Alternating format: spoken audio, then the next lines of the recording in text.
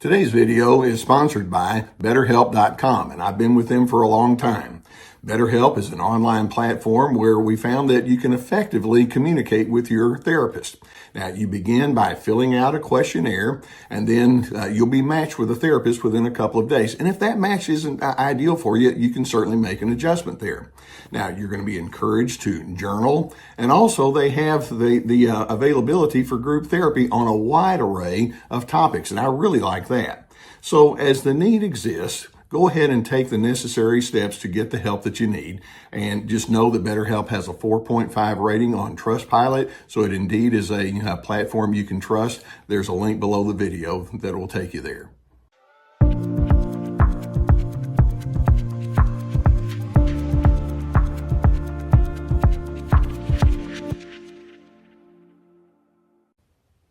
Hey, Team Healthy. Welcome to another episode of Unbound, and keep in mind that in this Unbound series, it's new that I've started in 2025. I'm responding to questions and comments that you bring, and I'm trying to come up with some themes that you all are talking about. And this format allows me to discuss that in a way that allows me to unpack some things that you all are thinking on very specifically.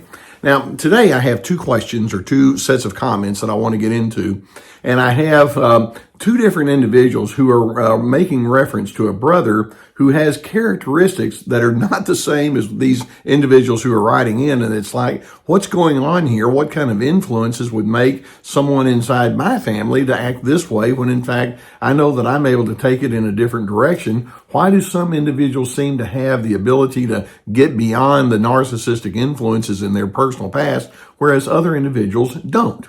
So here we go. I'm going to be responding to one question first. I've got some thoughts on that, and then we're going to add to it with yet another.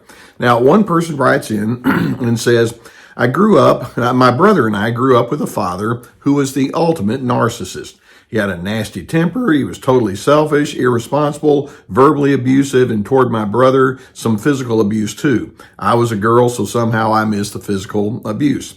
My brother constantly complained about how poorly Dad treated him, but now, as a middle-aged man, he's an exact duplicate of him. My question is, if he hated being treated that way, why does he pass it on to others? Can he not learn from his past, or is narcissism inherited?" Now, basically, this person isn't asking the question, but the question implied is, why does this person not have any kind of analytical thinking skills? Clearly, this person, her brother, is a middle-aged man, and he can look back and say, yeah, my old man had a bad temper, and he was a mean person. I didn't like being around him. And yet his own sister says, well, guess what? If you take a look in the mirror, you're a duplicate of who our father was. You didn't like being yelled at. You didn't like being judged. You didn't like being treated with constant disdain and invalidation. Why do you do the very things that you say you can't stand that was done to you? Now, there's some studies that basically go into that question, and that is why can some individuals not think analytically? And there are multiple barriers that keep a person from being able to utilize analytical thinking. Number one at the top of the list, and this comes as no surprise, narcissists who can't think analytically are overridden with fear. Now, many narcissists can come across as domineering and overbearing and forceful and pushy, and they might say to you, well, I'm a whole lot of things, but I ain't fear-based. Well, let's break that down. Fear is indicated when you have strong defenses. How many of those controlling, overbearing individuals would you say are strongly defensive? And the answer is close to 100%. Fear is indicated when you don't trust other individuals. How many of the individuals who are strong and overbearing and overpowering, how many times do they illustrate, I don't trust you? And the answer is close to 100%. And so the lack of analytical thinking is set up by fear. Now, a bravado may often cover that, but nonetheless, they're fear-based, as evidenced by their inability to trust and their many defenses. Then in addition, and this is such an interesting term because a way to look at it, because you've heard me use the term before, psychological laziness. Many times these individuals don't use analytical thinking because they're so busy protecting themselves that they don't take the time just to do the thinking that's necessary. Now, and that's what I refer to as psychological laziness. Go back to when you were a child. Someone, when you were upset or uncertain about things, needed to sit you down and say, let's break this down. Let's talk about what this means. Let's talk about why this is impacting you. Let's discuss your choices, the good ones and the bad ones, and why you would choose A over B and consequences, etc. It's what I refer to as the training of emotional competence. And many narcissistic individuals do not have that in their deep history at all. Many of you don't have that in your deep history, but you learn to pick up on that. And then in addition, people don't have that analytical thinking because they tend to have a herd mentality. In other words, I see you doing it, I'm going to do it too. In this person's case, well, my dad did it, and so that's what the herd does. That's what my male exemplar has shown me. That's what I'm going to do too. And so there's an interesting element where this person has a sister who says, well, I've thought it through and I don't want to be like dear old dad, but you, brother dear, you're the one who's doing it, but one has analytical thinking and the other doesn't. Okay, let's take this a little bit further and ask, well, is there some sort of inherited, because she's asking this about the inherited quality. Let me come up with another question and comment segment. This person says, or starts with the question, how much anger is a narcissist capable of? And the answer there is a lot. And this person says, I have a brother, we're both in our 50s, and he's the most bitter person you'd ever meet. He's chased away so many people because he's so critical, so sour, he will rage at the drop of a hat. And this is a bad one with Gus sitting back here. Gus, close your ears on this one. But this person says, I once saw him yank his dog upward from his leash so hard that all four paws came off the ground. He was a terror growing up.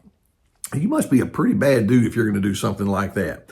And he's never had a true friend, and no one in the family will let him come to holiday festivities. He's never, I see him about twice a year just to check up on him. And each time I leave, feeling sorry for him. Is a person like him doomed to tortured misery? I had the same family and I've had my share of problems, but I've also decided to be a better man than my brother. Okay, so this person's taking the same kind of question that the first questioner asked, and is saying, but look at me. We share a whole lot of the same DNA, and I had some of the same experiences, and I'm on a growth trajectory, and my comment to that guy is, good for you, I'm proud of you, you're why I do the work that I do. And then the question is, well, if I can do it, why cannot my brother do it? And then the question there is narcissism inherited? Is it not? This would imply that there's something going on beyond the inherited part, because we both have such similar DNA that we share. Now, going back, twin studies will actually reveal that there is a very strong, heavy genetic influence on cognition. In other words, you may both be good at math, or you may both have the same proficiency at certain kinds of task fulfillments. But in the inherited, the DNA doesn't necessarily have as strong. It can have some, but it doesn't have as strong of an impact on your emotional development. In other words, how you express your happiness or your sadness or your anger or your grief or your shame or your concern. Much of that is a learned kind of thing. It goes back to what I mentioned about trained incompetence.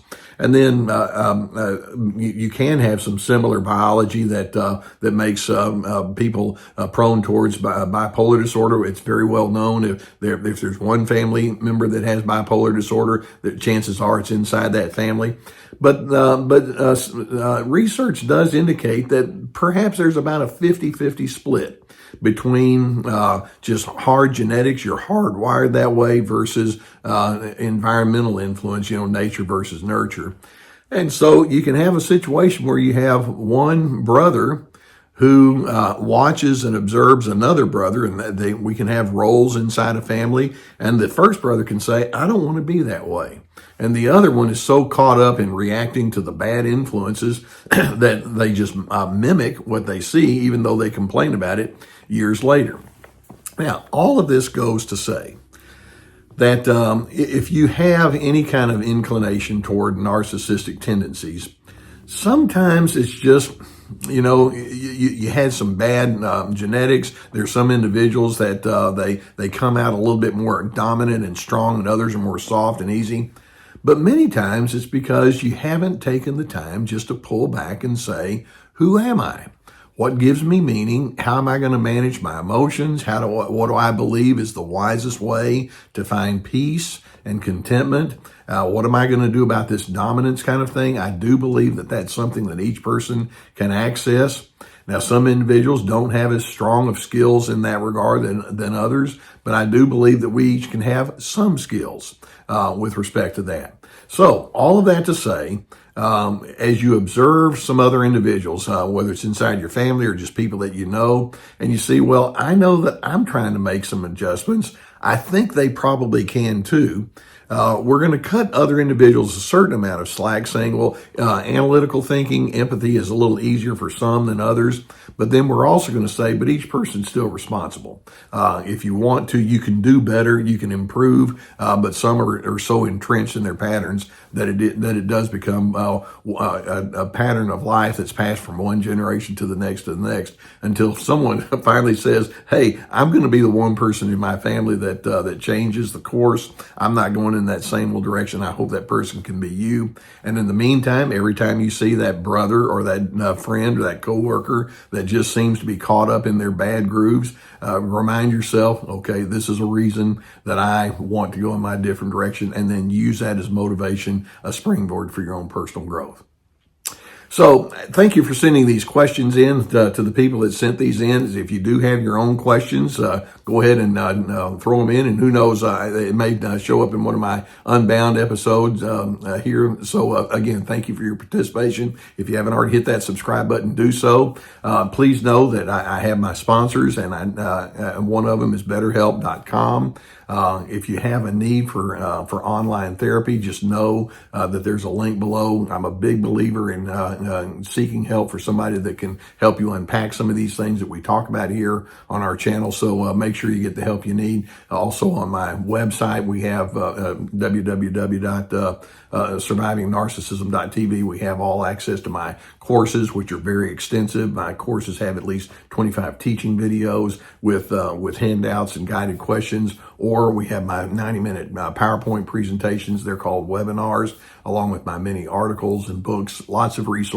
So make yourself available to that. That's what we're here for. I want to help you. I want to be a therapeutic presence if that's something that you would need. So, do you have any kind of genetic predisposition toward narcissism? Well, know that some elements in your personality can indeed be passed along in that kind of way.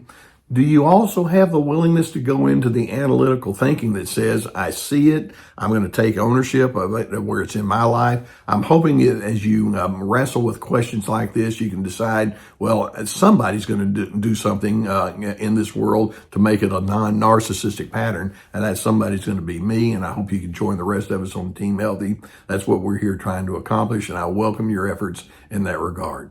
I'll see you next time, and I hope that as you continue thinking that you can indeed take yourself further and further towards the place of peace that you so richly deserve.